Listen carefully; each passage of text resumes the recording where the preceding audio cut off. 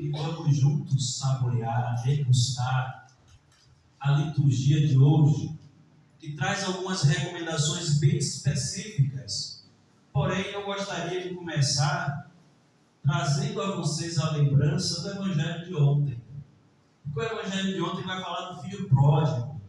E o filho pródigo vivencia uma experiência ímpar, porque ele tem dois grandes momentos. O primeiro momento é de absoluta arrogância, é de absoluta ignorância a respeito do papel dele dentro da casa de seu pai.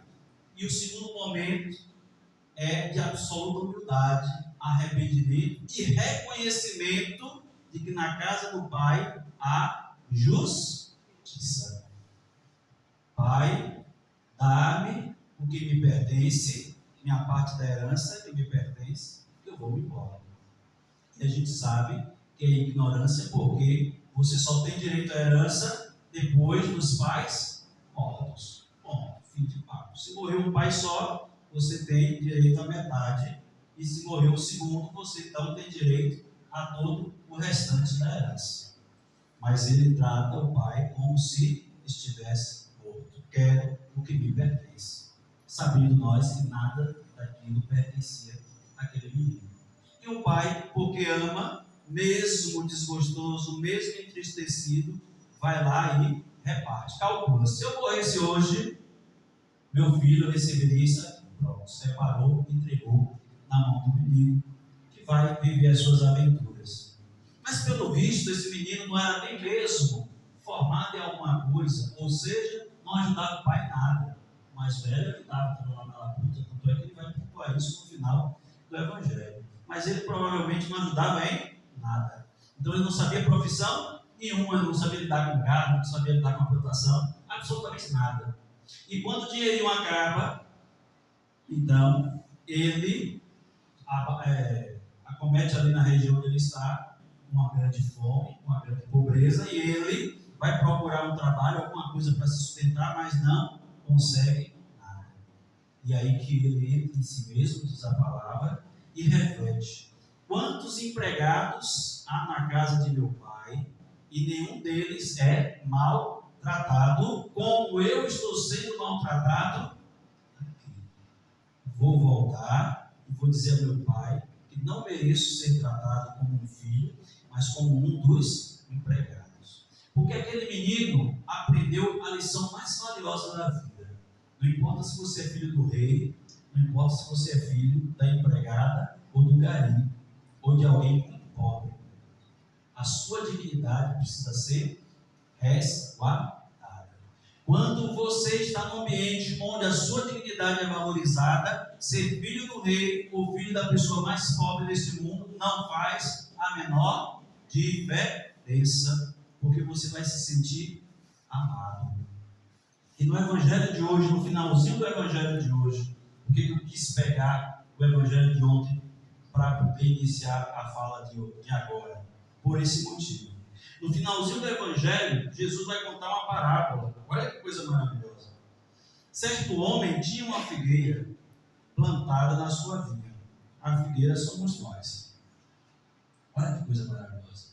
Nós somos a figueira que Deus planta nesta terra para darmos frutos. Mas o que foi que aconteceu com essa figueira? Então ele foi procurar figos e não encontrou. Então disse ao vinhateiro: já faz 3 anos que venho procurando figos nesta figueira e nada encontro. Corta por cortar. E ele vai perguntar: por que está inutilizando a terra? É para nós essa pergunta. Gregórios e o Labreu estão lá no planeta Terra, em Salvador, dizendo ele que está fazendo trabalho. Cadê os frutos de Gregórios? Tem tanto tempo que eu bato aqui e venho pegar frutos na mão desse rapaz e nada dele me dá frutos. Corta, porque ele está inutilizando a minha terra. Porque ele está ocupando o lugar de alguém que poderia estar dando frutos. Alguém poderia estar fazendo a pregação, alguém poderia estar fazendo o trabalho que ele não está fazendo.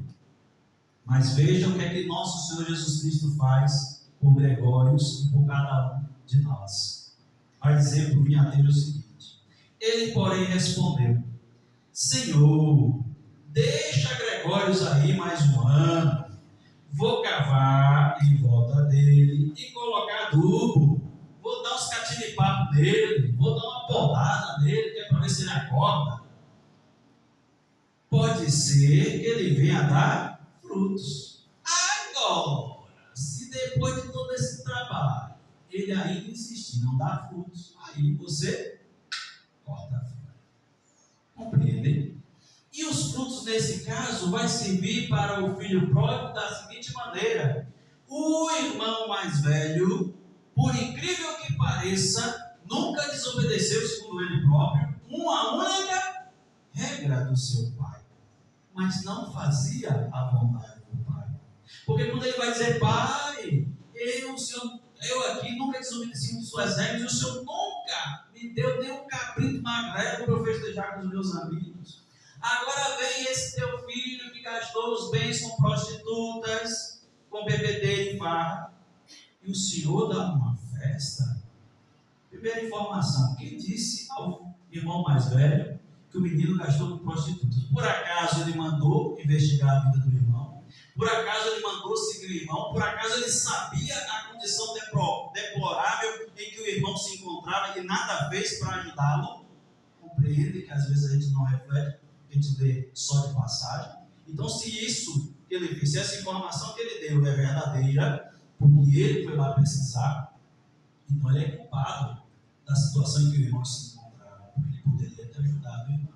Mas ele então vai dizer ao pai: esse teu filho gastou teus bens com o que não presta, e o senhor dá para ele uma festa, enquanto que para mim, estou aqui todos os dias sem desobedecer uma única regra tua, o senhor nunca me deu um cabrito. E o pai vai dizer a célebre frase: meu filho, deixe ser bobo, deixe ser abestado, tudo que é meu é teu. Se você não pegou nenhum boi cevado bonito para festejar com teus irmãos, com teus amigos, é problema seu. Os bois estavam aí, os cabritos estavam aí à sua disposição. Nunca te proibi de usar nenhum deles. E serve para nós de lição, porque o Senhor Deus nos dá toda a abundância de bens e nós vamos decidir fazer o que com eles. Nós estamos no meio de todo esse rebanho. Nós que queremos cumprir as ordens do Senhor, temos as bênçãos e graças e misericórdia de Deus. Deus nos dá saúde, nos dá inteligência, nos dá força e entendimento. Eu faço o que com isso? Fico de perna para cima e quero só a bênção de Deus? Ou então, faço o que com isso? Olha o meu irmão que está mais fraco na fé, ou olha o meu irmão que cometeu algum erro, mínimo que fosse, e começo a julgá-lo. Ah, mas ele está andando errado. Mas a fulana ali só vive com um copo de cerveja na mão. Mas o outro não pisa na igreja, já tem 3 meses que não vai na missa de domingo. É pecado grave não ir na missa de domingo. Mas como o irmão mais velho, nós estamos sabendo da vida do outro, mas não mexemos uma palha para ajudar o outro. E aí vem as perguntas do início do Evangelho, que são pertinentes a respeito do sofrimento, que a gente quer sempre colocar a culpa em Deus ou em alguma coisa. Vocês pensam, cadê? Para ser fiel, pergunta. A respeito dos galileus que Pilatos tinha matado, misturado seu sangue com os dos sacrifícios que ofereciam. E Jesus lhes perguntou: vós pensais que esses galileus eram mais pecadores do que todos os outros galileus por terem sofrido tal coisa? Como se sofrer, como se ser punido, como se acontecer alguma miséria na vida da gente com alguém que a gente ama, fosse sinal de punição de Deus para nós, fosse sinal de que nós somos miseráveis. E Jesus está perguntando aqui: eles eram mais miseráveis do que os demais? Os que não morreram são santos e esses que morreram são pecadores? Jesus vai garantir que não. Porque uma coisa que todos ignoram a respeito do livre-arbítrio, que a gente vai romantizando as coisas, então a gente pensa que livre-arbítrio é fazer o que quer bem entende. Livre-arbítrio é o poder que eu tenho de escolher entre as coisas que se apresentam diante de mim. Podendo fazer o errado, eu escolhi fazer o certo. Podendo fazer o certo, eu escolhi fazer o errado. Isso é livre-arbítrio. Só que a liberdade, ela só existe quando há responsabilidade. Liberdade sem responsabilidade é libertinagem. Simplesmente não existe. É simples assim. É uma matemática simples de se entender. E Jesus vai nos convidar a viver essa liberdade com essa responsabilidade e a entender que as misérias que vão acontecendo não é porque a gente é pecador ou santo. Não. Olha o irmão mais velho. Ele estava lá, mas não agradava ao pai. E olha que não desobedeceu nenhuma regra do pai. E ainda assim, não agradou o coração do pai. Por que o filho pródigo agradou o coração do pai? Porque gastou todos os bens, segundo o irmão mais velho, com prostitutas? Não. Porque se arrependeu de ter feito tudo o que fez. Se arrependeu de ter desejado que seu pai estivesse morto. Se arrependeu de achar que pertencia alguma coisa a ele. Mas, voltando-se para o pai, ensaiou inclusive dizer: meu pai, pequei contra Deus e contra ti. Não sou digno de ser chamado teu filho. Trata-me como a um dos teus empregados. Porque hoje eu entendo o sentido da vida, que é viver com dignidade. E onde eu estava, não estava vivendo com dignidade. Então eu não quero mais ser herdeiro dos milhões que o Senhor tem, mas eu quero ser digno e ser uma pessoa de novo. Esse é o verdadeiro valor da vida. Não importa quanto nós tenhamos de recurso financeiro, o que importa é que nós possamos viver de maneira digna. Um filósofo moderno disse uma vez uma coisa interessante, esqueci o nome dele, acho que é o Portela, se não me engano. Ele disse uma coisa interessante: se você não pode dizer para a sua família o que estava fazendo, então você não deve fazer. Se aquilo que você pretende fazer, você não pode dizer à sua esposa, você não pode dizer ao seu marido, você não pode dizer ao seu filho, você não pode dizer ao seu pai ou à sua mãe, porque vai lhe envergonhar, este é o motivo pelo qual você não deve fazer. Lhe convidaram para uma festa, se você não pode comunicar em casa que vai para essa festa, é o motivo pelo qual você não deve ir a essa festa.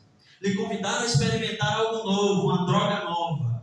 Se você não pode consultar pessoas para saber se deve ou não, é o motivo pelo qual você não deve fazer. Isso chama-se efeito moral. Se eu contar para meu filho quando eu chegar em casa que a mãe dele, que o pai dele trapaceou alguém, meu filho vai sentir orgulho de mim?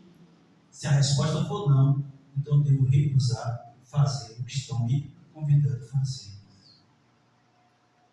Efeito moral.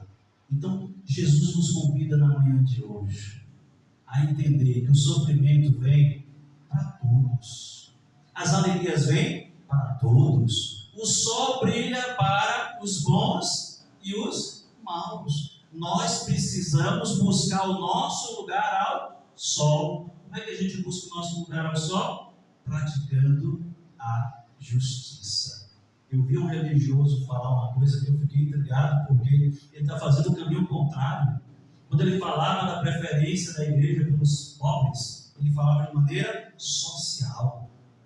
Mas nós que somos religiosos, não podemos e não devemos olhar para o pobre de maneira social. Não é tarefa nossa fazer projeto social. A nossa tarefa é fazer projeto religioso. Levar vocês a entenderem que vocês precisam amar a si mesmo para depois amar o próximo. E quando eu amo o próximo, eu olho para a necessidade dele. Olhando para a necessidade dele, porque eu o amo, eu vou ao encontro de apresentar soluções. Compreenderam a diferença?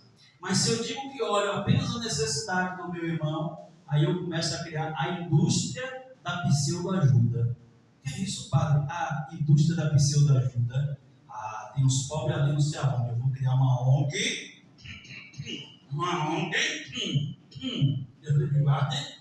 Onde eu vou angariar recurso para ajudar aqueles pobres.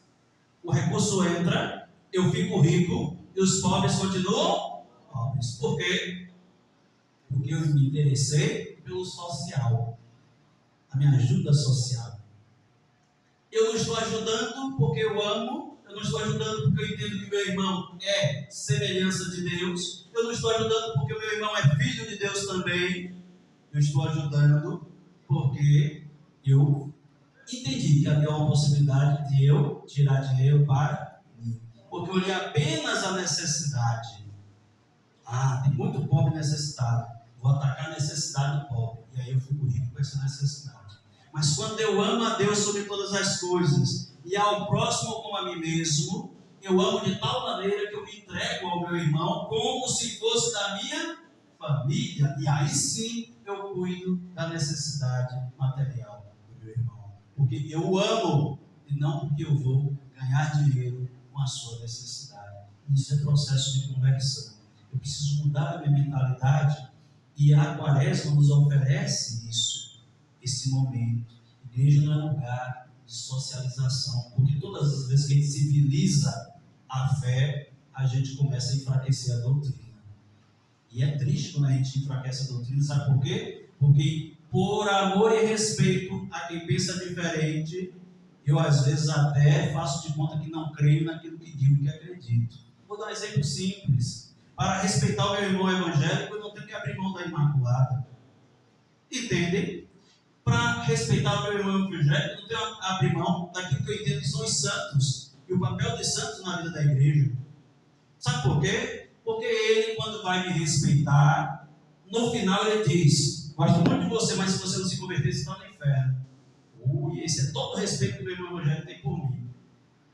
Gosto muito de você, mas se você não se converter, está no inferno.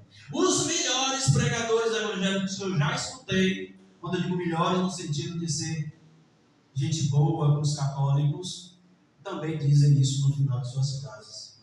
E nós, quando vamos respeitá-los, somos capazes até de não rezar uma Ave Maria na frente desse sujeito, só para agradar o meu irmão evangélico. E isso não é possível.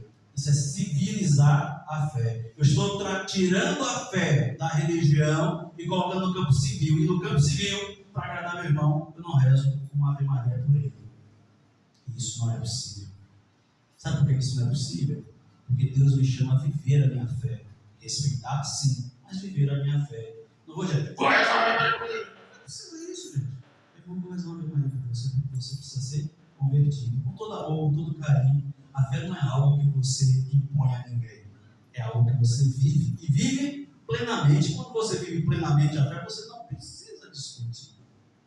Porque senão a gente vai ficar fazendo a mesma pergunta que fizeram a Jesus. E aqueles que morreram não são mais pecadores então? E Jesus vai dizer, não. Não, porque Deus cuida de cada um de nós. E cada um de nós é responsável pela própria vida, pelas decisões que tomamos. Se eu quero ser bem tratado, eu trato bem. Padre, mas se não me tratarem bem, vou continuar tratando bem do mesmo jeito. Porque eu não devo tratar bem apenas para ser bem tratado. Isso aí é uma regra de civilidade. É óbvio que você recebe o bem quando você dá o bem. Mas no mundo desgastado como o nosso, infelizmente, a gente às vezes recebe o mal, mesmo sem fazer o mal. E aí é que está o nosso desafio. Nós precisamos continuar devolvendo o bem.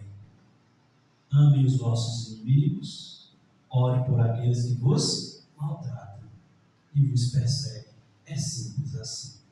Que nós possamos sair dessa Santa Missa fortalecidos na fé de que nós precisamos ir ao encontro de Deus e dizer a Ele: quero ser uma figueira que dá frutos. Deus me livre de daqui a um ano. Jesus já foi lá e já intercedeu por mim. Deixa aí, não está dando fruto. Vou podar, vou colocar adubo. Deus me livre de daqui a um ano não dar frutos, porque senão eu serei cortado e serei jogado fora. Amém? Louvado seja o nosso Senhor Jesus Cristo.